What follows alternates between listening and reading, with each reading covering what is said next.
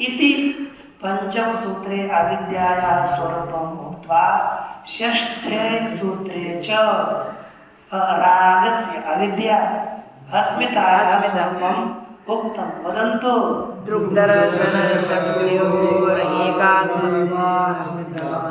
वदन्तु पुनः। दृग्दर्शनशक्त्योरेकात्मता एव अस्मिता।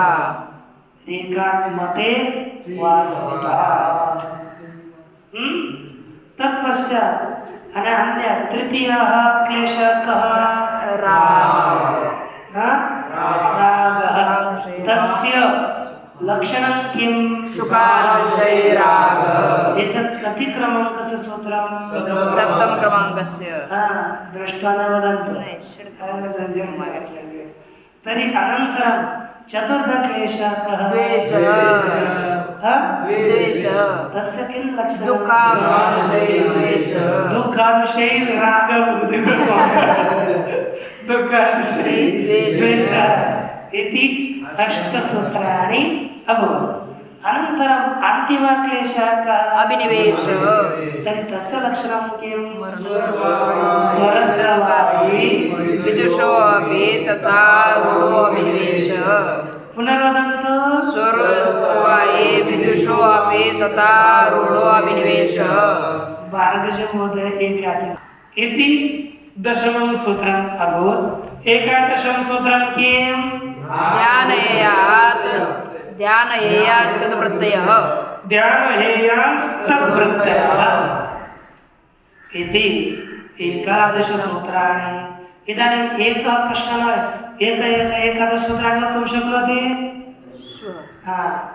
श्वः एतं कथं चलति? मम पार्श्वे समयो नास्ति, नो चेत् एतत् कति कण्ठस्थं कर्तुम् इच्छा भवति, किन्तु समयो नास्ति।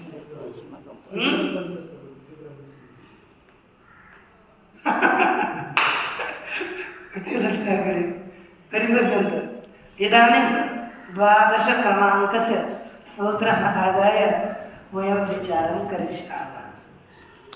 पश्यन्तु सूत्रं। क्लेशमूलकर्माशयो दृष्टादृष्टजन्मवेदनीयः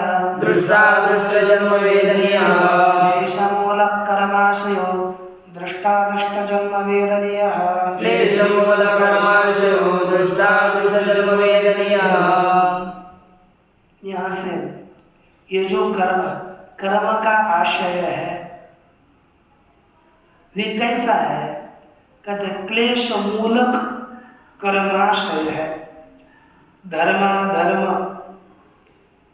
रूपी जो कर्माशय है वह क्लेश का मूल है, अर्थात वह क्लेशों को उत्पन्न करने वाला है।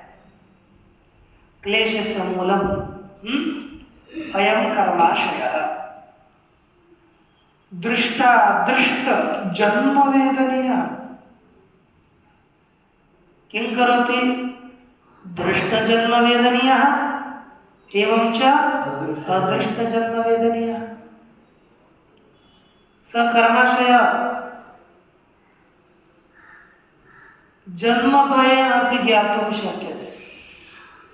प्रत्यक्षे अस्मिन् जन्मनि ज्ञानयोग्यः सः कर्माशयः, अग्रिमे अपि जन्मनि ज्ञेयः सः कर्माशयः।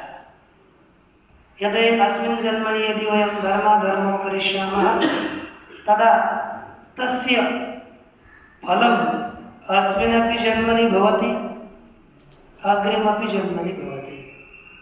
तुम्ही म्हणत असाल महाराज असं नाही, या जन्मातलं फळ केलेलं कर्म मराठी हिंदी हो गई, श्रीराम मराठी से आ गए, हिंदी में चलना है।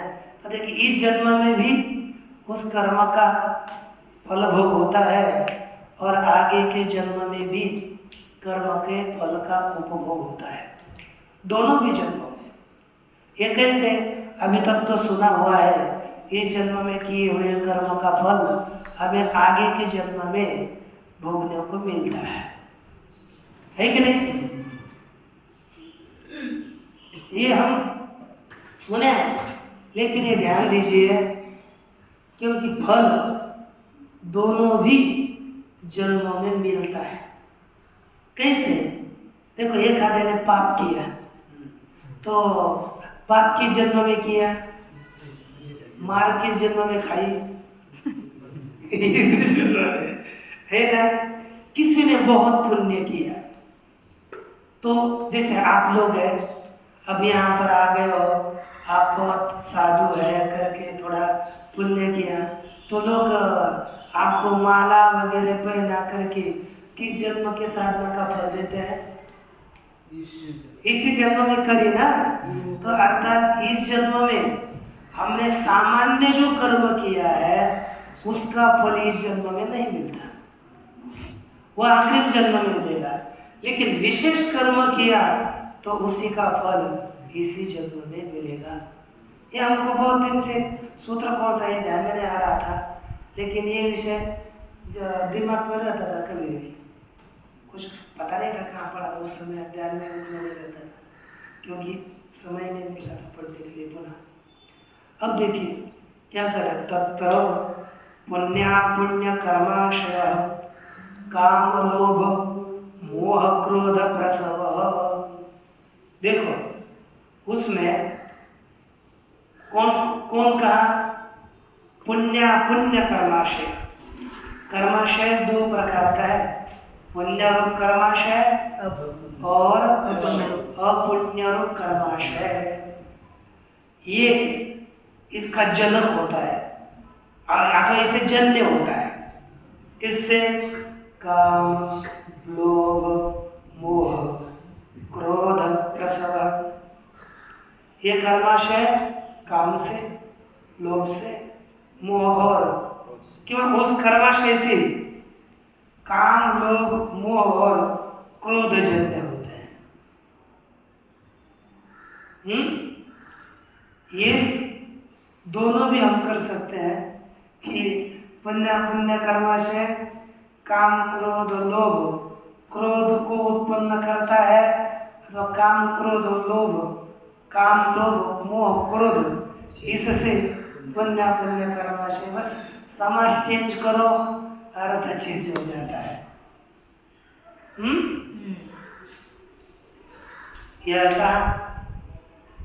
और लेकिन यहाँ पर लिखते हैं पुण्य पुण्य काम क्रोधादिभ्य जायते, ये भाष्यकार लिखते हैं, इनसे उनकी उत्पत्ति होती है।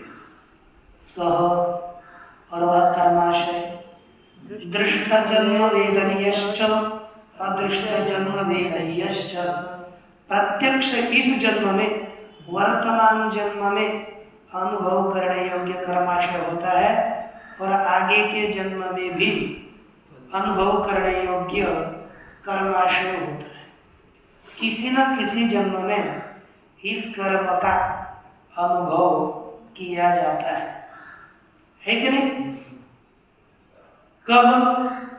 कहते हैं कि तत्र तीव्र संवेगेन मंत्र तपस्समाधिभिर निवर्तितः ईश्वर देवता महर्षि महानुभावानां आराधनाद्वा यः परिनिष्पन्नः सः सद्य पच्यते पुण्यकर्माशयः, तुरंत फल देता है कि नहीं? कौन सा कर्माशय तुरंत फल देता है? तो कहा तीव्र संवेगेन, तीव्रता से किया हुआ। लिखा अत्युत्कट पाप पुण्य रिहैव फलमश्नुते, अतिशय उत्कट पाप और पुण्य के द्वारा यहाँ पर ही फल का अनुभव किया जाता है। यदि ज्यादा पाप पुण्य करोगे तो यहाँ फल मिलेगा भाई, है कि नहीं? इसलिए वही बोले पाप का घड़ा भर जाए, यहाँ का यही हिसाब पूरा होता है। इसलिए तीव्र संवेग से, तीव्रता से किया हुआ, तीव्र धर्म की भावना से, मंत्र समाधि भी, मंत्र तो समाधि इनके द्वारा किया गया अपने आराधना की निर्वर्तिता धर्म है ना। मंत्र तप समाधि का तीव्रता से, मंत्र जब भी बहुत कर रहा है तब भी ज्यादा कर रहा है, समाधि भी नित्य लगा रहा है, प्रयास कर रहा है, तो इनसे तीव्रता से उत्पन्न हुआ धर्म क्या करता है, यहाँ पर ईश्वर देवता महर्षि महानुभावानां आराधना अथवा ईश्वर की आराधना से, देवता की आराधना से, महर्षि की आराधना से, महानुभाव महान तेजस्वी पुरुषों की आराधना से यह पर निष्पन्न जो उत्पन्न हुआ धर्म है सह सद्य परिपच्यते, वही पुण्य कर्माशय तुरंत फल देता है। जब हमने भगवान विठ्ठल की आराधना करी, हमें वहाँ यहाँ पर सद्य फल देंगे। यदि हमने अन्य देवता की करी, महर्षियों की, सप्त जो महर्षि है उनकी आराधना करी, तो ये फल हमको यहाँ ही मिलता है। और महानुभाव जो अभी विद्यमान गुरुजन लोग भी हैं, उनका भी हमने आराधना करी तो हमें सद्य फल मिलता है। जगत गुरु तुकाराम महाराज का पता है, उनकी आराधना नीलोबा महाराज ने करी तो उनको सद्य फल मिला। ऐसे सभी जितने भी है, हम अपने आराधना में तीव्रता रखें तो हमें सद्य फल उसको यहाँ पर ही उसके इनके आराधना से फल मिला हुआ हमें दिखता है। तथा ये तीव्र संवेग से किया था फल, अब तीव्र क्लेशेन,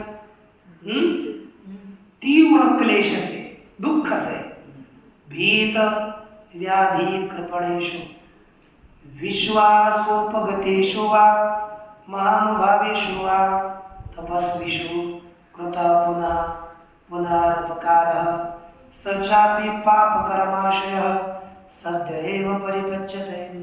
तथा तीव्र क्लेश के द्वारा,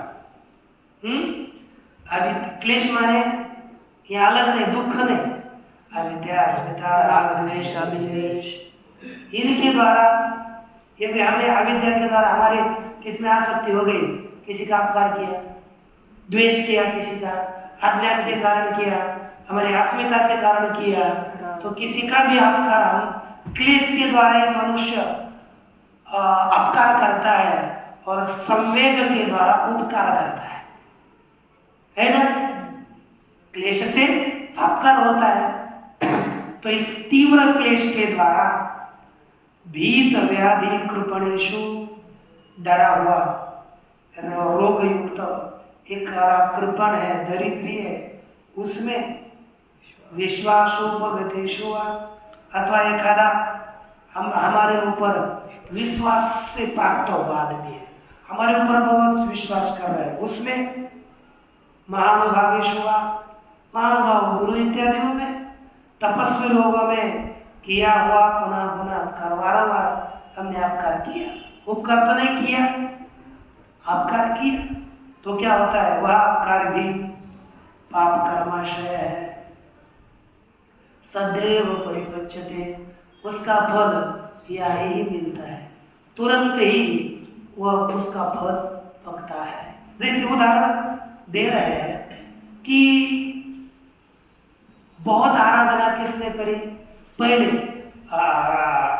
तीव्र क्लेश से और तीव्र संवेग से जिसने आराधना करी उसको तुरंत फल मिलता है। उदाहरणार्थ देखो, यथा नंदीश्वर कुमारो मनुष्य परिणाम हित्वा देवत्वेन परिणतः, जैसे नंदीश्वर पुरुष वह मनुष्य के परिणाम को छोड़कर देव परिणाम से परिणत हुआ, देवत्व को प्राप्त हुआ। कुमार नंदीश्वर मानवीय शरीर छोड़ करके देवरूप को जैसे वो प्राप्त हो गए, है कि नहीं। ये एक हमें बताया। दूसरा देखो, तथा नहुषोऽपि देवानां इंद्रः स्वकं परिणामं हित्वा तिर्यक्त्वेन परिणतः। नहुष राजा, उसने क्या किया, यहाँ पर बहुत यज्ञ करे तो इंद्र बना जा करके, पर वहां जाकर पाप बुद्धि हो गई, इंद्राणी की याचना करी। इंद्राणी को बोले कि इंद्राणी हमारी पत्नी बन जाए आप, क्योंकि मैं इंद्र हुआ हूं अब।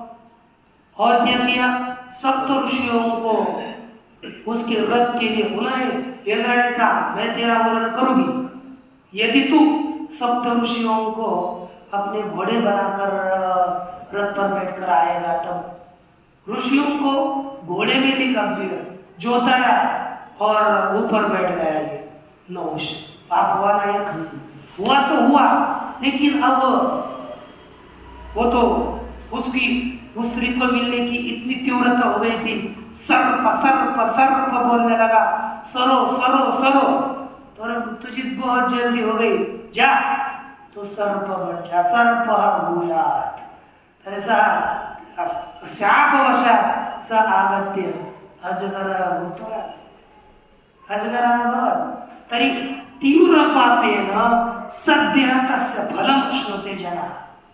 इदानीमपि बहवः जनाः बहु तीव्रं पापं कुर्वन्ति, तदा ते फांसी है ना, जैसे शब्द क्या अस्ति, गलबन्धः भवेत्, किन्तु पश्यद्रष्टव्यम्। इत्थं मृत्युर्भुवो न भवति इदानीमपि जनानां वा। साक्षात् योगी राजे साक्षात् प्रहारः, भुषुण्डका भुषुण्डी द्वारा साक्षात् तत्रैव छेदं कृत्वा मृत्यु भवति।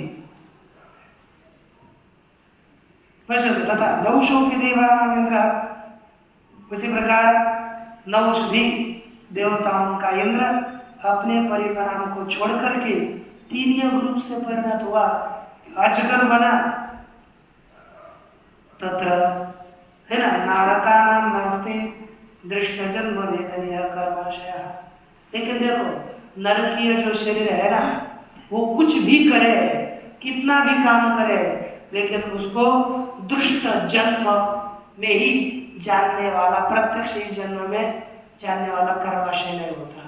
वो इस जन्म में कुछ भी करे, वो तो पूर्व जन्म के लिए भोगने के लिए आता है। नास्ति क्षीण क्लेशानामपि, और जिनके सभी क्लेश क्षीण हो गए, ज्ञानी हो गए, उनको भी यही दृष्ट जन्म में ही वेदनीय कर्माशय होता है। अदृष्ट जन्म वेदनीय कर्माशय न भवति। उनको आगे के जन्म में जानने वाला कर्माशय होता नहीं है। समझ में आ गया ना? इसलिए देखो, ये हमें सूत्र क्या बताता है, हम अपनी साधना जितनी तीव्र करेंगे, हमें उतना जल्दी यहाँ पर ही फल मिलेगा। अनेक जन्म से 10 इसके ऊपर हमें आश्रित रहने की आवश्यकता नहीं है। इसी जन्म में करो, इसी जन्म में मुक्त हो जाओ। क्यों करना है, समय गवाना है। लेकिन पाप से बचो भाई, कुछ भी करो, क्योंकि एक बार पाप हो गया, समझो, एक आध बार क्या होता है ना, एक बार पाप हुआ ना, वो जिसके विषय में हमने पाप किया वो भी आज जन्म तक नहीं भूलता, और हम भी आज जन्म तक, मरने तक उस पाप को भूल नहीं सकते। हमें वह पाप कभी भी दुख देगा, कभी भी मन में, यदि साधना करते रहो ना, तो आपको ध्यान में आएगा कि अरे हमने ये बहुत गलत किया। और उसके मन में क्या आ रहा होगा, उसकी भावना कभी भी अपने विषय में बनेगी। इसलिए साधुत्व भावना तो नहीं बनेगी ना। इसलिए ध्यान देना है अपने, देखो, अपने दायरे में रह करके अपने अपने को काम करने हैं। फिर हाँ, यदि अपना नियमानुबद्ध काम कर रहे हैं तो फिर किसी को खराब लगे वो कोई लेना देना नहीं। हाँ, पाप न हो जाए इतना आवश्यक है। अब आगे कहते हैं, देखो, सती मूले तद्विपाको जात्यायुर्भोगाः सतिमूले तद्विपाको जात्यायुर्भोगाः सतिमूले तद्विपाको जात्यायुर्भोगाः सतिमूले तद्विपाको जात्यायुर्भोगाः। कहते हैं मूले सती, मूल होने पर तद्विपाको भवति, उसका फल होता है। कोई भी कारण होगा, कारणे सती कार्यम भवति, तो सती मूले, तो उसका विपाक, विपाक माने फल होता है। क्या? जाति अर्थात जन्म होता है। मूल होगा, जन्म होगा। पाप पुण्य आदि क्लेश रूपी मूल होगा तो जन्म होगा, आयु होगी और भोग भी होगा। तो ये जाति, आयु और भोग, ये तीनों कारण होने पर ही होते हैं। इसलिए इसको सावध रीति से देखो, है ना। सति मूले तद्विपाको जात्यायुर्भोगा। अब हमें देखना है कि क्या मूल होने पर कैसा जाति, कैसा आयु, कैसा भोग। देखो तो सही, सत्सु क्लेशेषु कर्माशयो विपाकारंभी भवति। क्लेश होने पर अर्थात अविद्यादि पंच क्लेश होने पर कर्माशय, कर्म का समुदाय विपाक को आरंभ करता है। विपाक आरंभ वाला होता है, विपाक का आरंभक होता है। न उच्छिन्न क्लेश मूल, जिसका क्लेश रूपी मूल नष्ट हुआ है, ऐसा कर्माशय फल का आरंभक नहीं होता है। कि नहीं? सरल है ना, भाष्य भी सरल है। शुरुआत में लगा था, प्रथम पाद में थोड़ा सा कठिन, लेकिन बाद में सब सरल है, इसलिए कोई टेंशन लेने की आवश्यकता नहीं। यथा पूषावनद्धः शाली तंडुलाः अदग्ध बीज भावा प्ररोह समर्थाः भवन्ति। सरल है कि नहीं? जैसे तुषावनद्धः, तुषा अर्थात छिलका, छिलके से युक्त, छिलके से लिपटा हुआ, शाली तंडुलाः, शाली चावल है कि नहीं? साड़ा, शाली बोलते हैं ना, साड़ा का नाम है शाली। शाली तंडुला अर्थात साड़ से युक्त, साड़ से युक्त तंडुल। और दग्ध बीज भावा, उसका बीज स्वरूप दग्ध नहीं किया, जलाया नहीं। ऐसे वे प्ररोह समर्था भवन्ति, वे उगने के योग समर्थ हो जाते हैं, अंकुरित होने में समर्थ होते हैं।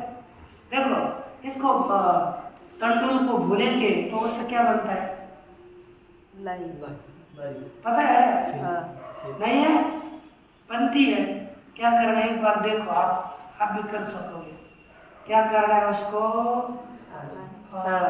साल से युक्त तंडुल लाने हैं, उसको कुछ दिन भिगाने हैं, फिर सुखाने है ना। भिगाने अच्छे तरह से, तो उसको गर्म करके भिगो कैसे, मुझे पता नहीं, लेकिन भिगाने हैं इतना पता है। अब वहाँ पर कैसे भिगाते को गुजरात में पता नहीं, भाई नहीं आ रहा, इतना तो आ रहा है। एक बड़े बड़े ऐसे हौद होते हैं, उसमें बहुत दिन तक रखते हैं, फिर बाहर निकालते हैं, उधर जाकर सुखाते हैं। फिर उसको सूखने के बाद वो भट्टी होती है, अपने चूल्हा वगैरह वहाँ पर भी होती थी, फिर उसमें डाल करके ऐसे कपड़ा ऊपर के ऐसे करके उससे तुरंत तलाही बन जाती थी, बहुत सुंदर लगती थी। हम देखे हैं लेकिन याद नहीं आ रहे। अब तो कब 4-5 साल के होंगे, फिर आने के बाद इधर आने बाद विद्यालय में पहली कक्षा में प्रवेश लिया, उससे बचपन में थे, वो याद आ रहा है। सब में मुझे अब स्मरण कर रहा हूँ ना, सब कुछ वो कहाँ हम घूमते थे, कहाँ जाते थे, वो सब याद आ रहे हैं। नहीं पता नहीं, यदि स्मरण करें तो कुछ भी याद आता है। अरे वो तो जन्म के कितने बच्चे वाला 5वीं के पहले के पहले गए, मेरे साल की 4-5 साल में होगी, ऐसे 5 साल। देखिए कहता है कि तथा क्लेशावनद्ध, उसी प्रकार क्लेश से अवनद्ध अर्थात युक्त, अर्थात अविद्यादियों से युक्त कर्माशय विपाकारोही भवति, फल का आरंभक होता है, फल का आरंभ करने वाला होता है। ठीक ना? अच्छा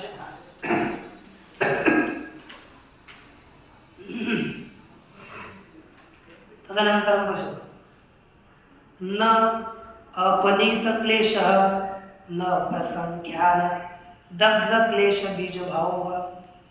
अपनीत क्लेश, जिसके क्लेश दूर हो चुके हैं, ऐसे क्लेश दूर हो चुके हैं, ऐसा कर्माशय अंकुरित होने के लिए, फल देने के लिए समर्थ नहीं होता, और प्रसंख्यान के द्वारा, ज्ञान के द्वारा दग्ध हो चुका है क्लेश रूपी बीज भाव, जिसका ऐसा भी कर्माशय फल देने वाला नहीं होता। ठीक ना? सच विपाक त्रिविध जाति आयुर्भोग इति, वह विपाक 3 प्रकार का है, जाति विपाक, आयु विपाक और भोग विपाक। तत्र इदं विचार्यते, उसमें यह विचार किया जाता है कि किम एकम कर्म एकस्य जन्मना कारणम, अथैकम कर्म अनेकम जन्म आक्षिपति इति। प्रश्न यह विचार किया कि क्या एक कर्म एक ही जन्म का कारण है अथवा एक कर्म अनेक जन्म का कारण है, ऐसा आक्षेप होता है। दूसरा विचार क्या है, किम अनेकम कर्म एक जन्म निवर्तयति अथ अनेकम कर्म अनेकम जन्म निर्वर्तयति अथवा अनेकम कर्म एकम जन्म निर्वर्तयति इति। प्रश्न दोनों में होगा, एक कर्म एक जन्म देता है कि अनेक देता है, अनेक कर्म अनेक जन्म देता है कि एक देता है। न तावद कर्म एकस्य एकम कर्म एकस्य जन्मन कारणम, कहते एक कर्म एक जन्म का कारण नहीं है। कस्मात्, क्यों? अनादिकाल प्रचलस्य असंख्येयस्य अवशिष्ट कर्मणः, अवशिष्टस्य कर्मणः सांप्रतिकस्य च फलक्रमा नियमात् अनाश्वासो लोकस्य प्रसक्तः। लेना है? मुझे पूर्णात् पूर्णमुदच्यते पूर्णस्य पूर्णमादाय पूर्णमेवावशिष्यते।